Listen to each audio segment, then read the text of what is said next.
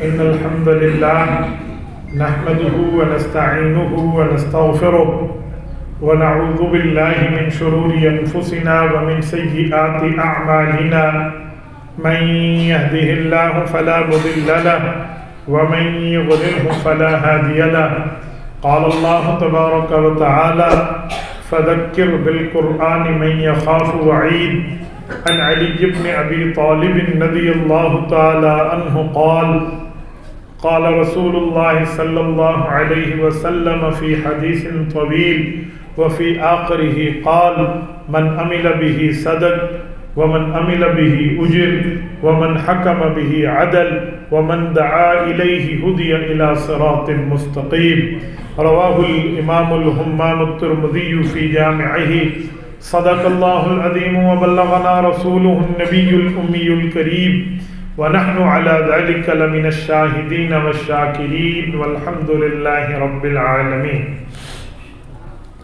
معزز دوستو، آج 14 فروری 2024 بروز بدھ ہے اور میں یہاں ضلع مظفر گڑھ جامعہ اشرفیہ میں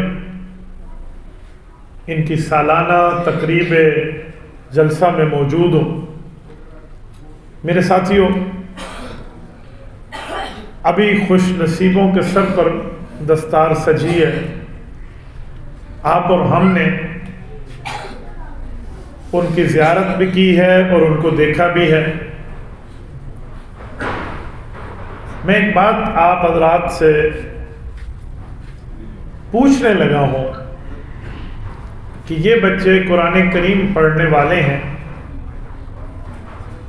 ان کے ماں باپ کے ساتھ پیٹ نہیں لگا ہوا،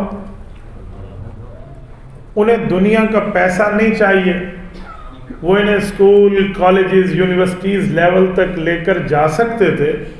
ماشاءاللہ ٹیلنٹ بچے ہیں، کوئی معذور نہیں ہے، کوئی تکلیف نہیں ہے، کوئی ڈسیبل نہیں ہے، ذہین ہے، ماشاءاللہ جسم رکھتے ہیں، شکل رکھتے ہیں. تو کیا بات ہے، کس بنیاد پر ان بچوں کو مدرسے بھیجا گیا؟ کیونکہ لوگوں کا مائنڈ سیٹ یہ ہے کہ مدرسے میں وہ جاتا ہے جو دنیا سے بھی فارغ، عقل سے بھی فارغ، عوام سے بھی فارغ. تو یہ تو ایسا نہیں ہے، تو ماشاءاللہ پڑھے لکھے بندوں کی اولاد لگتے ہیں. تو پھر کیوں ان کو ماں باپ نے ادھر بھیجا ہے؟ انہیں بھی اسکول بھیجتے، کالج بھیجتے، یونیورسٹیز تک بھیجتے. تو میں دو باتیں آپ کی خدمت میں اسی عنوان کے جواب پہ سمجھانے لگا. سب سے پہلی اور بنیادی بات کہ ہم اسکول کالج کے مخالف نہیں ہیں. ان نے قرآن کریم پڑھا ہے، یہ عالم بنیں گے، اسکول کالج بھی ساتھ پڑھیں، ہمیں اس پر انکار نہیں ہے. ہم نے بھی یونیورسٹی لیول تک پڑھا ہے اور ٹاپ کر کے پڑھا ہے. ہمیں قرآن دنیاوی تعلیم سے نہیں روکتا. لیکن ہم ایک بات کہتے ہیں کہ ہمارے دل میں اپنے نبی کی قربانی کا احساس ہے، جس کی وجہ سے یہ بچے یہاں مدرسے میں آئے. آپ کہیں گے کیا مطلب؟ حضور پاک علیہ الصلوۃ والسلام کی قربانی کا احساس اسکول کالج والوں کے دل میں نہیں ہے؟ وہ کوئی مسلمان نہیں ہے؟ ان پہ کوئی آپ کفر کا فتویٰ لگا رہے ہیں؟ ایسا تو کچھ بھی نہیں ہے. میں نے تو کوئی اسکول کالج پہ کفر کا فتویٰ نہیں لگایا، لیکن میں احساس کی بات کر رہا ہوں. آپ کہیں گے کیسا احساس؟ آؤ میں احساس پیش کرتا ہوں. قرآن کریم آسمان سے اترتا تھا تو نبی پاک صلی اللہ علیہ وسلم صرف اسے یاد نہیں فرماتے، اس کے یاد کرنے میں، اس کے وصول کرنے میں تعجیل فرماتے، جلدی فرماتے. آپ کہیں گے کیسے؟ قرآن کریم پارہ نمبر 29 سورۃ قیامہ، سورت کا پہلا رکوع، رب کریم فرماتے ہیں لا تحرک بہ لسانک لتعجل بہ. محبوبم ایک کام یہ جو آپ فرماتے ہیں نا، یہ آپ کام مت کریں. وہ کون سا کام تھا جس کام سے حضور پاک علیہ الصلوۃ والسلام ادا فرماتے تھے اور رب کریم نے اس سے منع فرمایا؟ وہ کوئی برا کام بھی نہیں ہے، کوئی غلط کام بھی نہیں ہے، کوئی ناجائز امر بھی نہیں ہے. تو کیوں اللہ نے روکا ہے؟ حضور علیہ السلام کی عادت مبارکہ یہ ہو گئی کہ آیت نازل ہوتی، حضرت جبرائیل ابھی پڑھتے ہی تو حضور ساتھ دہرانا شروع کر دیتے، ریوائزنگ، دہراتے. کیوں؟ وجہ جبرائیل کے ختم ہونے کا جو پہلے آپ انتظار کرتے تھے تو آپ اب بھی انتظار کرتے، آپ نے ساتھ پڑھنا کیوں شروع کر دیا؟ تو اس کی ایک وجہ تھی. توجہ رکھنا، ذہن حاضر رہے ورنہ بات سمجھ نہیں آئی. تو اللہ جل شانہ نے آیت اتاری لا تحرک بہ لسانک، محبوب ہم یہ کام مت فرمائیے۔ سوال اٹھتا ہے کہ اللہ میں بائی ریزن یہ کام کر رہا ہوں، کسی وجہ اور بیس کی اور بنیاد پر یہ کام کر رہا ہوں، بغیر وجہ کے تو نہیں کر رہا۔ تو رب نے اس کا جواب دیا لتعجل بہ، یہ لام تعلیلیہ ہے، اسے کہتے ہیں ریزنیبل لام، یہ وجہ بتاتی ہے۔ اس لام نے وجہ بتا دی کہ محبوبہ ہمیں پتہ ہے آپ کیوں کرتے ہیں، یہ آپ جلدی کیوں کر رہے ہیں، لتعجل بہ، ہمیں پتہ ہے۔ اس جلدی کی وجہ یہی ہے نا کہ جلدی جلدی قرآن یاد ہو جائے تاکہ اگلی نسلوں تک پہنچے۔ فرمایا بے فکر رہیں، ڈونٹ وری، پریشان ہونے کی ضرورت نہیں ہے۔ ان علینا جمعہ و قرآنہ، یہ قرآن جیسے اتارنا ہماری ذمہ داری ہے، اسے جمع کرا کر اگلی نسلوں تک پڑھوانا بھی ہماری ذمہ داری۔ توجہ، سبحان اللہ کی گونج میں میری دلیل کو ضائع نہ کرنا۔ توجہ، حضور پاک صلی اللہ علیہ وسلم کس بنیاد پہ جلدی کر رہے ہیں؟ تاکہ قرآن جلدی حفظ ہو جائے، یاد ہو جائے، ضبط ہو جائے اور اگلی نسلوں تک پہنچے۔ یہ حضور کی فکر تھی، اسی لیے جلدی کی، یہ طلب تھی اسی لیے جلدی کی، یہ خواہش، نیڈ، ضرورت، حاجت تھی، پیغمبر کی تمنا تھی، اس وجہ سے جلدی کی۔ اور رب نے فرمایا محبوب فکر نہ کیجئے۔ کون سی فکر نہیں کیجئے کہ قرآن اگلی نسلوں تک جائے گا کیسے؟ حضور تو یہی فکر کر رہے تھے، اس کے لیے فکر مند تھے۔ تو رب نے ٹینشن لینے سے روکا، رب نے فکر کرنے سے روکا۔ کیوں؟ قرآن کی حفاظت کی ذمہ داری کس نے اٹھائی ہے؟ اب آؤ اس سوال کا جواب جو میں نے سوال کیا تھا کہ ان معصوم و خوش نصیب بچوں کے ماں باپ کے دل میں وہ کون سی وجہ تھی کہ انہوں نے دنیا کمانے نہیں بھیجا، دین کے لیے بھیجا؟ وہ ایک ہی وجہ ہے، ان کے ماں باپ کو پتا ہے ہمارے نبی پاک نے قرآن پڑھنے میں جلدی اسی لیے کی تھی کہ حضور کے دل میں قرآن اگلی نسلوں تک پہنچانے کا احساس تھا۔ رب نے فرمایا محبوب ہم کرا دیں گے تو ہماری اولاد کے سینے اللہ کی ذمہ داری اور حضور کی خواہش میں استعمال ہو جائیں۔ بس یہ ایک ہی وجہ ہے۔ جو جتنے علماء کے والدین ہیں، حفاظ، قراء، اتقیاء، فقہاء، مفتیان، محدث، مفسرین کے جو پیرنٹس ہیں، والدین ہیں، ان کے سینے میں صرف وہی احساس ہے جو احساس ہمارے نبی کے دل میں جاگا تھا۔ بھائی ٹرک لوڈ ہو کے تو دوسرے شہر میں سامان لے جائیں گے، لیکن اگر قرآن پاک کی کتابیں، قرآن کے صفحات پرنٹ ہو کر جائیں تو لوگ کہتے ہیں جی میرا کاروبار میں حصہ ڈال دیں، میرا ٹرک چلا جائے، میرا حصہ اس میں آ جائے، قرآن تو ویسے ہی اگلی شہر تک پہنچے گا۔ اور کیوں نہ میں خود کو، اپنے مال کو پیش کر لوں، اور یہ قرآن قیامت تک جائے گا۔ ان کے ماں باپ نے سوچا ہم اپنی اولاد کے ذریعے استعمال کرا لیں۔ بس یہ ایک ہی ہے، یہ ہے احساس۔ یہ احساس کا ایک جواب۔ آؤ احساس کا دوسرا جواب۔ میں نے کہا میں دو باتیں کروں گا۔ دوسرا جواب کیا ہے؟ جب نبی پاک صلی اللہ علیہ وآلہ وسلم دنیا سے تشریف لے جا رہے ہیں، اس سے کچھ عرصہ پہلے حضرت ابو بکر صدیق رضی اللہ تعالیٰ عنہ کو حضور نے بلایا۔ امام احمد روایت لائے، انہیں بلایا کہ آؤ ابو بکر کچھ باتیں کرتے ہیں راز و نیاز کی۔ یا رسول اللہ ارشاد فرمائیے۔ فرمایا یا ابا بکر شیبتنی ہود و اخواتہا۔ ابو بکر آج تمہیں ایک بات بتاتا ہوں، یہ نزول قرآن ہوا ہے، یہ قرآن اترا ہے، یہ قرآن تیرے نبی کے سینے محمد الرسول اللہ صلی اللہ علیہ وسلم کے دل اقدس پہ آیا ہے۔ اس قرآن کے اترنے میں تیرے نبی کی کوئی قربانی لگی ہو تو آؤ میں تمہیں قربانی اپنی زبان سے سنانے لگا ہوں۔ یہ حدیث نبی پاک کے قربانی کی کارگزاری ہے۔ یہ حدیث پاک نبی پاک صلی اللہ علیہ وآلہ وسلم کی اپنی چشم دید زبانی گواہی ہے، جس کی آئی وٹنس اللہ کے رسول خود ہے، جس کے گواہ اللہ کے رسول خود ہیں۔ کیا فرماتے ہیں؟ فرمایا ابو بکر سورۃ ہود اور اس جیسی باقی صورتیں نازل ہوئیں، یہ صورتیں اتریں جن میں قیامت کا ذکر، آخرت کا ذکر، وعظ ہے، تذکیر ہے، معاملات آخرت ہیں، قبر ہے، سوال و جواب ہے، اللہ کے سامنے پیشی ہے، رب کی باز پرس ہے، یہ اتری ہے نا۔ میں نے کتنا فکر اپنے سر پہ لیا۔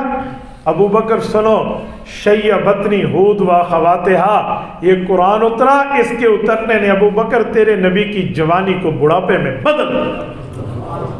شیبتنی ہود و اخواتہا، نزول قرآن نے تیرے نبی کی جوانی کو بڑھاپے میں تبدیل کر لیا ہے۔ مظفر گڑھ کے غیورو، رسول اللہ صلی اللہ علیہ وسلم یہ دکھڑا سنا رہے ہیں اپنے یار غار کو، اپنے یار غار کو بتا رہے ہیں ابو بکر امت کو بتانا، پیغمبر نے 23 سال میں قرآن اپنے دل پہ وصول وہ کیا ہے جس قرآن کے لیے فَأَبَيْنَ أَن يَحْمِلْنَا، پہاڑوں نے انکار کیا تھا، اللہ پہاڑ بنا دیا، زمین و آسمان کی طاقت ہمیں دے دی، پر ہمارے کنٹرول میں نہیں ہے کہ ہم اس کلام اللہ کو اپنے اندر سہ سکیں، ہمارے کنٹرول میں نہیں ہے۔ تب تو رب نے اعلان کیا تھا کہ قرآن اگر پہاڑ پہ اترتا تو لرأیتہ خاشعا متصدعا من خشیۃ اللہ، وہ ریزہ ریزہ ہو جاتا۔ ابو بکر انہوں نے انکار کیا، تیرے نبی نے اقرار کیا، انہوں نے چھوڑا، تیرے نبی نے لیا، انہوں نے ترک کیا، میں نے اس کی ذمہ داری قبول کی اور اپنے سینے کو پیش کیا۔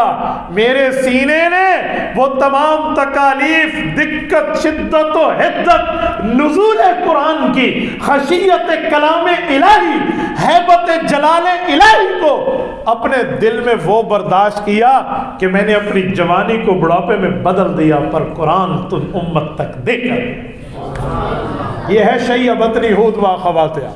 میں اللہ کی قسم کھاؤں تو ہانس نہیں ہوں، میری زندگی گزر جائے نا، میرے پاس وہ الفاظ نہیں آ سکتے جو حضور پاک علیہ الصلوۃ والسلام کے اس حدیث کے درد دل کو بیان کرنے کا حق ادا کرتے۔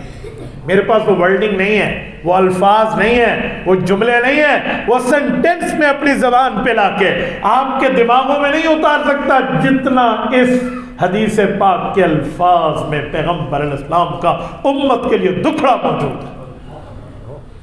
یہ نبی پاک نے قربانی دی ہے۔ پھر ہم کہہ سکتے ہیں نا کہ دنیا کے پہاڑ بڑے طاقتور ہوں گے، لوگ کسی کی مضبوطی کی مثال دیتے ہیں نا، کہتے ہیں اس میں تو پہاڑوں والی استقامت ہے، جبل استقامت ہے، جبال الاستقامہ ہے، اتنی بڑی استقامت ہے، اور تم پہاڑ کو استقامت کی نشانی سمجھتے ہو۔ میرے نبی کے دل نے اس چیز کو اٹھایا ہے جس سے پہاڑ نے جان چھڑوائی، جس سے پہاڑ نے کہا فَأَبَيْنَ أَن يَحْمِلْنَهَا، اللہ ہم سے نہیں ہو سکتا، نہیں ہے قرآن میں اِنَّا عَرَضْنَا الْأَمَانَةَ عَلَى السَّمَاوَاتِ، اللہ نے تو پہلے آسمان سے شروع کیا نا، تو قرآن لے لے، زمین کو کہا تو لے لے، وَالْجِبَالَ تو لے لے، فَأَبَيْنَ أَن يَحْمِلْنَهَا، اللہ ہم نہیں لے سکتے۔ یہ سب نے انکار کیا، اٹھایا کس نے؟ رسول اللہ کے دل اقدس میں، نزل علی قلب محمد صلی اللہ علیہ وسلم، حضور پاک کے دل اقدس پہ آیا۔ تو میں کہہ سکتا ہوں نا ان پہاڑوں میں وہ طاقت نہیں ہے جو رب نے میرے نبی کے سینے میں رکھی ہے۔ تو رسول اللہ کے سینے میں، رسول اللہ صلی اللہ علیہ وسلم کے دل اقدس میں یہ جو دقت و حدت و شدت برداشت ہوئی ہے اس خشیت الہی کی جو پہاڑ پہ نازل ہو، پہاڑ کو ریزہ ریزہ کر دے، تو پھر حضور پاک کا کتنا اثر اس کلام میں آیا ہے۔ آؤ میں اثر پیش کرتا ہوں۔ ڈائریکٹ پہاڑ پہ آئے، پہاڑ ریزہ ریزہ ہو جائے، وہ حضور کے دل پہ آیا، حضور کے دل سے ہم تک پہنچا۔ علماء قراء سارے پڑھتے پڑھاتے، آپ اور ہم سارے پڑھتے پڑھاتے آ رہے ہیں، ہمارے دلوں کو تو تکلیف نہیں ہوتی، ہمارا ہارٹ اٹیک تو نہیں ہوتا، ہمارے تو سینے میں کوئی تکلیف نہیں ہے قرآن پڑھنے کے بعد، بلکہ قرآن تو بطور شفا ہے، ہمارے لیے بطور صحت ہے۔ وَنُنَزِّلُ مِنَ الْقُرْآنِ مَا هُوَ الشِّفَاء، یہاں تو صحت، ہیلتھ مل رہی ہے، تو بھائی وہاں پر تو تکلیف ہو جاتی، ہمیں تو کوئی تکلیف نہیں ہوتی۔ کیوں؟ میں کہتا ہوں جی قرآن ڈائریکٹ آتا تو ہم تو اڑ چکے ہوتے، جل چکے ہوتے۔ جب پہاڑ نہ اٹھا سکے تو انسان کی ہڈی کی بات نہیں کی، انسان کے دل کی بات ہے۔ دل تو بہت نرم ہے، اور دل تو بات کے لفظوں سے بھی ٹوٹ جاتا ہے، قرآن کے الفاظ تو بہت بڑی بات ہے۔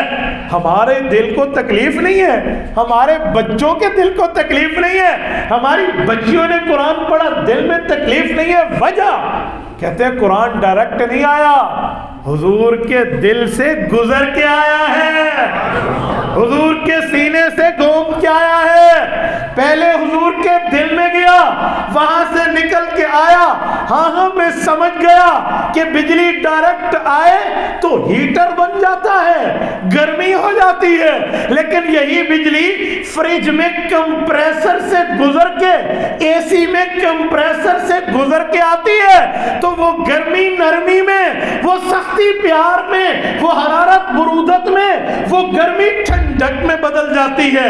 کیوں؟ ہیٹر میں تو گرم تھی, اے سی فریزر میں کیوں ٹھیک ہوئی؟ کہتے ہیں اس کا کمال نہیں ہے, کمال کمپریسر کا ہے, اس نے اس کی گرمی کو نرمی میں کنورٹ کیا ہے. اور مظفر گڑھ کے بھائیوں, قرآن ڈائریکٹ آتا تو جل جاتے, حضور کے سینے سے آیا ہے تو جلال جمال میں کنورٹ ہوا. میں مولانا سے پوچھوں, حضرت آپ کا یو فون کا نمبر ہے, آپ جیز کا بیلنس کیوں ڈلوا رہے ہیں؟ آپ تو یو فون کا نیٹ ورک کا بیلنس ڈلوائیں. مولانا مجھے کہنے لگے, مفتی صاحب آپ کی بات ٹھیک ہے, نمبر تو یو فون کا ہے, پر میں نے اس کے یو فون کی سگنلز پرابلم کی وجہ سے جیز میں کنورٹ کر دیا ہے, تو پتہ چلا نمبر دوسرے نیٹ ورک کا ہو, کنورٹنگ ہو جائے تو بیلنس دوسرے نیٹ ورک کا پڑتا ہے. ایک تبدیلی نے کئی معاملات بدل کے رکھ دیے. میرے بھائیو, قرآن اترا, حضور کے سینے سے ہو کر آیا, وہ نرمی پہلے گرمی تھی, وہ جلال جمال میں بدلا. ہم قرآن پڑھتے ہیں, ہمیں شفائیں وَنُنَزِّلُ مِنَ الْقُرْآنِ مَا هُوَ شِفَاءٌ وَرَحْمَةٌ لِّلْمُؤْمِنِينَ وَلَا يَزِيدُ الظَّالِمِينَ إِلَّا خَسَارًا. یہ بات ہمیں اللہ کے قرآن نے بتا دی. اور میرے ساتھیوں, علماء کرام جو قرآن پڑھ کے ہمیں پھونک دیتے ہیں, دم رکھتے ہیں, صلوات رکھتے ہیں, پڑھ کے دم کرتے ہیں, کچھ لوگوں کو اس پر بھی اعتراض ہوتا ہے کہ یار یہ آپ پڑھ کے پھونکتے ہو, اس کا کیا مطلب؟ ایک شخص تھوڑا لبرل مائنڈ کا تھا, وہ کہنے لگا مولانا قرآن پڑھنے کے لیے آیا ہے کہ عمل کریں, پڑھ کے دم کرنے کے لیے تو نہیں آیا, پڑھ کے پھونکنے کے لیے تو نہیں آیا. آپ پڑھ کے پھونک دیتے ہیں بھی دم ٹھیک ہو جائے گی, آپ کا جو ہے نا کیا کہتے ہیں تکلیف ٹھیک ہو جائے گی, کیوں؟ میں نے پوچھا بھائی جان ایک بات کہوں, تو کہتا ہے قرآن کے لفظوں میں طاقت نہیں ہے, صرف پڑھنے کے لیے ہے. اگر میں یہاں بیٹھے آپ کے والد کو کہوں کہ وہ کتا ہے اور تو کتے کا بچہ ہے, صرف یہ لفظ بولو, بتا تجھے غصہ آئے گا؟ وہ میرے لفظ سنتے ہی پیلا ہو جاتا ہے. میں نے کہا میرے لفظوں میں طاقت ہے, میں صرف ادھر سے بولوں, تیرے ابا کو ٹچ بھی نہ کروں, صرف اتنا کہوں کہ son of the dog ہے تو یہ میرا جملہ تجھ سے ہضم نہیں ہوتا, تو لال پیلا ہو جاتا ہے. قرآن میں لفظ تو اللہ کے ہیں, اس میں اثر کیوں نہیں ہے؟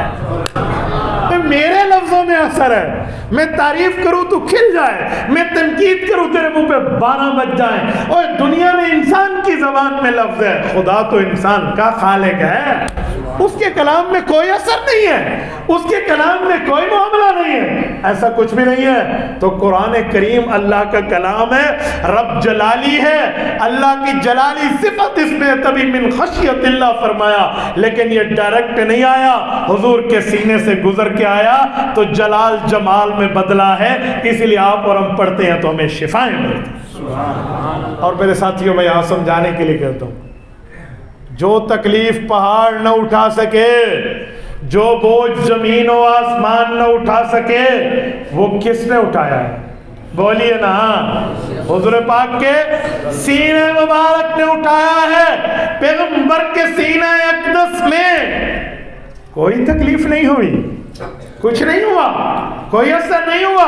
آپ نے نہیں سنا کہ حضور سواری پہ ہوتے, وہی اترتی تو سواری بیٹھ جاتی. حضور پاک علیہ الصلوۃ والسلام کے گھٹنا مبارک, حضرت علی المرتضیٰ فرماتے ہیں میرے گھٹنے کے ساتھ ٹچ ہے, وہی اتری تو مجھے یوں لگا کہ علی تیرے گھٹنے کی ہڈیاں تو چور چور ہو جائیں گی, کوئی اثر نہیں ہے. حضرت اماں جان رضی اللہ عنہ فرماتی ہیں, اماں عائشہ رضی اللہ عنہ فرمائے جب رسول اللہ پر وحی کے آثار نمودار ہوتے تو سخت سردی میں بھی پیغمبر کے ماتھے اقدس پر پسینے کے آثار آئے. میں نے ایک حدیث بیان کی تو مجھے ایک شخص نے کہا کہ عرب میں تو گرمی ہے, آپ کیسے کہتے ہیں وہاں کی سردی میں پسینہ آ جاتا؟ میں نے کہا اماں عائشہ مدینہ طیبہ کی بات کر رہی ہیں, اور رب تمہیں مدینے لے جائے, جتنی ٹھنڈک مدینے میں پڑتی ہے نا, اگر تو سردیوں میں وہاں آ جا تجھے سمجھ آ جائے. یقین مانے میں کچھ دنوں پہلے آیا ہوں، مکہ مکرمہ میں تو ہم ایسے ہی چلا کے بیٹھے ہوتے تھے، مدینہ طیبہ کے دسمبر اور جنوری میں بندہ کوٹ کے بغیر صبح اور عشاء کی نماز پڑھے مشکل ہو جاتا ہے۔ یہ پہلی مرتبہ تھا کہ مجھے چادر کے ساتھ کوٹ بھی یوز کرنا پڑا، تو آپ اندازہ لیں مدینہ طیبہ کی سردی ہے۔ ایک مرتبہ مجھے مدینہ طیبہ سے احرام باندھ کے بھائی یار جانا تھا جدہ، میں مسجد ذوالحلیفہ سے احرام باندھ کے جب ایئرپورٹ گیا نا تو احرام میں تھا، مجھے کلفی پک گئی ہماری ٹھنڈک کی، جب تک جدہ اترے نہیں تو اس وقت تک طبیعت کے اوپر ایک بوجھ تھا سردی کا، اتنی سردی ہوتی۔ آپ اور نہیں تو جنگ خندق کے زمانے کو پڑھ لو، حدیث کی کتابوں میں رسول اللہ صلی اللہ علیہ وسلم کے رازدار صحابی ہیں، کیا نام ہے حضور پاک کے رازدار صحابی کا؟ جزاک اللہ، حضرت حذیفہ بن یمان رضی اللہ تعالی عنہما، ان کے والد بھی صحابی ہیں۔ حضرت حذیفہ بن یمان کو جو جنت کی بشارت ملی تھی وہ اسی سردی میں ملی تھی۔ فرمایا اتنی شدید سردی تھی جب خندق کا زمانہ تھا کہ کوئی اپنے خیمے سے باہر نہیں نکلنا تھا، اور نبی علیہ السلام نے فرمایا کون ہے جو ہمیں دشمن کی خبر لا کر دے گا؟ 3 بار سوال کیا اور 3 بار کہتے ہیں میں نے ہاں کی، تو نبی پاک نے مجھے بھیجا اور مجھے فرمایا کہ کسی غافل پہ ہاتھ نہ اٹھانا، کسی بچے پہ ہاتھ نہ اٹھانا، کسی عورت پہ ہاتھ نہ اٹھانا، کسی بوڑھے پہ ہاتھ نہ اٹھانا۔ رسول اللہ صلی اللہ علیہ وسلم نے کہہ کر بھیجا، کہتے جب میں وہاں گیا اللہ اکبر، خبر لانے کے لیے میں نے سب کچھ ان کی بات سن لی، لیکن جو کفار کا سردار تھا اس زمانے میں ابو سفیان، کہتے بالکل میرے سامنے آ گئے اور میں اپنی تلوار نکال کے اس کی گردن یوں 2 سیکنڈ میں تن سے جدا کر سکتا تھا، اور جی میں آیا کہ مسلمانوں کو دشمن یوں تلوار پہ ہاتھ ڈالا تو حضور پاک علیہ الصلوۃ والسلام کی وہ نصیحت میرے دماغ میں کلک کر رہی تھی، حذیفہ اطاعت امیر کہاں گئی؟ حضور نے فرمایا تھا کسی غافل پہ اس طرح ہاتھ نہ اٹھانا، کہتے میں نے نیام میں دوبارہ تلوار رکھی، واپس آیا، نبی پاک صلی اللہ علیہ وسلم کو خبر دی، اللہ کے رسول میرے آتے تک ہاتھ اٹھا کر رب کے دربار میں یوں دعا کر رہے تھے اللہ اس کی حفاظت فرما۔ میں آیا، پیغمبر کا چہرہ کھل اٹھا اور میں نے آ کر بتایا تو نبی پاک کو اپنی بات بھی بتائی کہ میں اسے مارنا چاہتا تھا پر آپ کے فرمان پہ میں نے نہیں مارا۔ فرمایا بہت اچھا کیا، مظفر گڑھ کے غیوروں حدیث کتنی ہے، آؤ میں اس حدیث کی تشریح پیش کرتا ہوں۔ جی جو پیغمبر نے منع کیا تھا، آسمان میں قدرت کی نگاہ جان رہی تھی کہ یہی ابو سفیان ایک وقت آئے گا ود فیملی کلمہ پڑھ کے مسلمان ہوگا، مکہ مکرمہ فتح ہوگا، حضور مکہ میں بطور فاتح داخل ہوں گے، پھر اعلان کریں گے کہ اے لوگوں اگر کوئی معافی چاہتا ہے وہ کعبے میں آ جائے، کعبہ بھر جائے گا، پھر حضرت عباس عرض کریں گے اللہ کے رسول اب مجمع معافی مانگنے والا اور بھی ہے، جگہ بھر گئی۔ فرمایا اچھا پھر اعلان حضور فرمائیں گے من دخل دار ابی سفیان فہو آمن، جو ابو سفیان کے گھر جائے گا وہ گویا ہمارے گھر آیا، اسے بھی امن ہے۔ یہ بعد میں تقدیر خداوندی کے علم میں جو چیز ہونے والی تھی نا وہ پہلے پتہ تھی، تبھی تو حضرت حذیفہ کی تلوار نکلتے نکلتے اندر رہ گئی۔ میرے دوستو میری بات کا مطلب پیغمبر کے دل اقدس پر قرآن اترا اتنی مشکل میں کہ سرما سردی کے موسم میں یہاں رسول اللہ صلی اللہ علیہ وآلہ وسلم کو پسینہ مبارک ماتھے پہ آ جاتا تو نزول قرآن کا اثر کوئی نہیں تھا۔ یہ اثر پیغمبر نے ایک ہی لفظ میں بتایا کہ میں قرآن پاک کے وصول کرنے میں اتنی قربانی دے رہا ہوں۔ وہ کون سی قربانی؟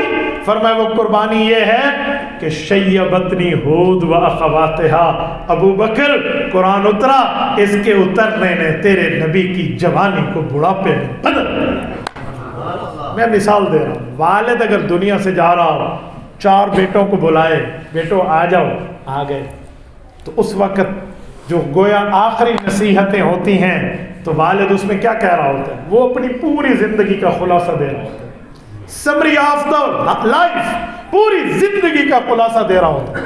اور اس وقت اگر کاروبار کسی ایک بیٹے کے حوالے یا 2-4 بیٹوں کے حوالے کرے یا اپنی محنت مزدوری بتائے تو والد کیا کہتے ہیں؟ بیٹو یہ جو چیز میں تمہیں حوالے کر کے دے رہا ہوں تمہیں تو مفت میں مل رہی ہے، لیکن تیرے ابا کا اس پر خون پسینہ لگا ہے، تیرے ابا کی خون پسینے سے کمائی ہوئی دولت ہے، ضائع نہ کرنا، کیونکہ جو اپنی کمائی ہوئی ہو نا اس کا اثر ہوتا ہے۔ وہ ایک بندے نے کہا تھا نا کہ وہ ریشم کے رومال سے اپنے چمڑے کی جوتی صاف کر رہا تھا. کسی نے کوئی اللہ کے بندے چمڑے کی جوتی اس زمانے کی 5 روپے کی, ریشم کا رومال اس زمانے کا 1000 روپے کا, کوئی اتنی مہنگی چیز سے اتنی سستی چیز صاف کر رہا ہے, تو ہنس کے چپ ہو گیا. بعد میں کسی نے بتایا کہ جوتی تو اس نے کما کے لی ہے اور رومال اسے ابا سے وراثت میں ملا ہے. تو لوگ وراثتوں کا خیال نہیں کرتے نا, تو حضور پاک علیہ الصلوۃ والسلام کی مثال بھی ایسے سمجھو. جیسے والد اپنے بیٹے کو کہے اس پر تیرے باپ کی پوری زندگی لگی ہے, کاروبار کا خیال کرنا, تو حضور نے بھی فرما دیا شیبتنی ہود و خواتہا, ابو بکر اس قرآن کے وصول کرنے میں تمہارے نبی کی جوانی بڑھاپے میں بدلی, لہذا خیال کرنا. یہ 2 جواب میں نے دیے اس سوال کے کہ ان کے والدین کے سینے میں بھی دنیا کمانے کے لیے جگہ ہے, وہ بھی چاہتے ہیں ہمارے اولاد کچھ پڑھ جائے, دنیا کمائے, ہمیں بھی کچھ دے, ہماری دنیاوی ضروریات ہے. یہ جتنے علماء حفاظ بیٹھے ہیں, میں ان تمام کے والدین کی ترجمانی کر رہا ہوں, ان کے دل میں بھی ہے, لیکن ان نے اپنا پیٹ کاٹ کے اپنی دنیاوی ضروریات ایک طرف رکھ کے قرآن پاک کے لیے, اللہ کے نبی کی حدیث کے لیے اپنی اولاد کو وقف کیا ہے, اپنی بچیاں اور بچے دیے ہیں. تو پتہ چلا ان کے دل میں حضور کی قربانی کا احساس ہے. تبھی میں نے کہا اگر ہمارے دل و دماغ میں پیغمبر کریم علیہ التحیۃ والتسلیم کی قربانی کا احساس ہے, تو پھر ہمیں اپنی اولادوں کو, اپنی اولاد, اپنے اموال, اپنی جائیداد, اپنے اوقات, اپنی طاقت, صلاحیت, قوت, سکت, ہمت, یہ تمام کی تمام چیز اللہ کے دین پر لگانی ہوگی. ورنہ جن چیزوں سے ہم پیار کرتے ہیں نا, وہ ہمارے پاس, اور جو ہمارے لیے فالتو والتو ہیں وہ اللہ کے راستے میں. تو سنو, 4 پارے کے پہلے صفحے نے آپ کو اور مجھے بتا دیا لن تنالوا البر حتى تنفقوا مما تحبون. اے لوگو, کامیابی چاہتے ہو تو اپنی محبوب چیز اللہ کے راستے میں قربان کر. محبوب چیز, لن تنالوا البر حتى تنفقوا مما تحبون, جس سے پیار کرتے ہو نا, وہ پیار کی چیز اللہ کے راستے میں دینی ہوگی, تب جا کر بات بنے گی, ورنہ نہیں. میں یہ نہیں کہہ رہا کوئی مال دے, مال نہیں ہے تو نہ دینا, اولاد دے دے, اولاد نہیں ہے تو اوقات دے دے, اپنا وقت تو ہے. میں آ کر مدرسے میں جھاڑو لگا سکتا ہوں تو میں کیوں نہ آؤں, میں آ کر مسجد میں صف بچھا سکتا ہوں تو کیوں نہ بچھاؤں. ہمارے ابھی جنگ میں فوت ہوئے ہیں کچھ دنوں پہلے حضرت مولانا الیاس بالاکوٹی رحمۃ اللہ تعالی علیہ. 15-20 سال تک ان کی اہلیہ جب تک وہ بیمار نہ ہوئی, رات کو آ کر مسجد کی صفائی کر کے جاتی تھی, انہوں نے خادم نہیں رکھا ہوا تھا. یہ پتہ کیسے چلا؟ جب یہ اپنے آبائی علاقے میں کسی کام میں گئی اور پیچھے طوفان آیا تو صفیں اٹک پٹک کے رہ گئی اور ہر جگہ دھول ہی دھول تھی. تو لوگوں نے مسجد میں ایک دوسرے سے پوچھا کہ ساری مسجد دا خادم کیڑا ہے, ہماری مسجد کا خادم کون ہے؟ پھر پتہ چلا وہ خاتون کر رہی ہے ان کی اہلیہ. کیسے کیسے لوگ ہیں, اللہ ان کی دونوں پر, وہ میاں بیوی فوت ہو گئے ہیں, اللہ ان کی قبروں پہ کروڑوں اور رحمتیں نازل کرے. یہ آج 14 و 10 تاریخ کا انتقال ہے ان کا. تو میرے دوستو, بندہ اپنا وقت تو دے سکتا ہے نا, ضروری تھوڑی ہے میں مان لوں گا, نہیں ہے مال تو وقت دے, نہیں ہے وقت اولاد دے, اپنی اولاد کو دے, اور اولاد آپ کی پڑھے پڑھائے, پھر آپ کی اولاد آپ کے لیے اللہ سے مانگے گی. تو قرآن نے اولاد کو سکھایا ہے قل رب ارحمہما کما ربیانی صغیرا, بیٹا اپنے ماں باپ کے لیے مجھ سے دعا تو نے مانگنی ہے, بیٹی اپنے ماں باپ کے لیے تو نے مجھ سے مانگنا ہے. کیسے؟ قل رب ارحمہما کما ربیانی صغیرا, اللہ میرے ماں باپ پہ رحم کر دے, انہوں نے بچپن میں مجھے پیار سے پالا ہے. آج صبح جب میں اپنے گھر سے چلنے لگا, ہماری اماں جان کی ایک سہیلی اور دوست تھی, ہماری اماں فوت ہوئی ہیں 2003 میں, اللہ ان کی قبر پہ کروڑ اور رحمتیں نازل فرمائے. 31 اکتوبر 2003 وہ اماں کی جو سہیلی ہیں, ہم نے ماشاءاللہ ان کے ساتھ بڑا اچھا رشتہ رکھا ہوا ہے آنے جانے کا, وہ ہمارے یہاں آتی ہیں بعض اوقات. آج میرے سر پہ ہاتھ رکھا, مجھے کہا بیٹا آپ پوری فیملی کے ساتھ عمرے پہ گئے ہیں, آج تیری امی ہوتی تو کتنی خوش ہوتی. بعض چیزیں میں نہیں بتا, میں نے صرف اس کی تسلی کے لیے کہا. میں نے کہا خالہ ان سب نے, میرے بیٹوں نے بھی, بیٹیوں نے بھی, اور ہم سب نے جو آخری عمرہ کیا ہے نا, ہم نے اپنی امی اور ابا کے لیے کیا ہے. یقین مانے بلک بلک کے رونے لگے. مجھے کہنے لگے اللہ اکبر, رونے لگے. پھر شفقت سے میرے سر پہ ہاتھ رکھا. میری بات کا مطلب یہ ہے کہ جب ماں کی سہیلی تم سے اتنا پیار کرتی ہے, ماں کے جانے کے 21-22 سال کے بعد, تو تمہارے ماں باپ کیسے ہوں گے؟ جو ماں باپ ہے وہ کیسے ہوں گے؟ آج جوانی کے نشے نے مجھے میرے ماں باپ کی عظمت بھلا دی ہے. یاد رکھیں بوڑھا ہم نے بھی ہونا ہے.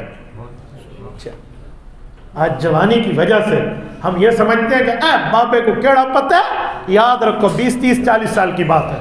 کل تیرا بچہ بھی تجھے کہے گا سارے پیو کھر کو کیڑا پتہ ہے, تو وہ تمہیں بھی پھر یہی کہے گا. یاد رکھو جیسے کرنی ویسے بھرنی. نہ مانے تو کر کے دے, جنت بھی ہے دوزخ بھی ہے. نہ مانے تو مر کے دے. تو میرے دوستو ہمیں اللہ نے سکھایا کہ اپنے ماں باپ کے لیے کیسے مانگو گے. فرمایا ربیان کما ربیانی صغیرا, اللہ ان پہ اب ایسے رحمت کر جیسے انہوں نے مجھے پالا ہے. میں کہتا ہوں سنو, آج جن کے ماں باپ بوڑھے ہیں انہیں بادشاہوں کی طرح رکھو, کیونکہ انہوں نے تمہارے بچپن میں تمہیں شہزادوں کی طرح پالا ہے. میرے ساتھیوں یہ چیزیں ہمیں پھر اللہ کا قرآن سکھاتا ہے, ہمیں نبی کا فرمان سکھاتا ہے. تو ہم اپنی اولاد کو قرآن پر وقف کریں گے یا نہیں کریں گے؟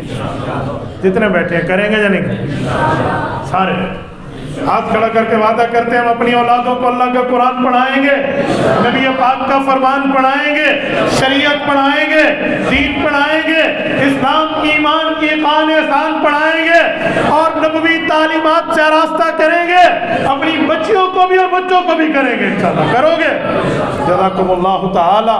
اقول قولی ھذا واستغفر اللہ وآخر دعوانا ان الحمد للہ رب العالمین.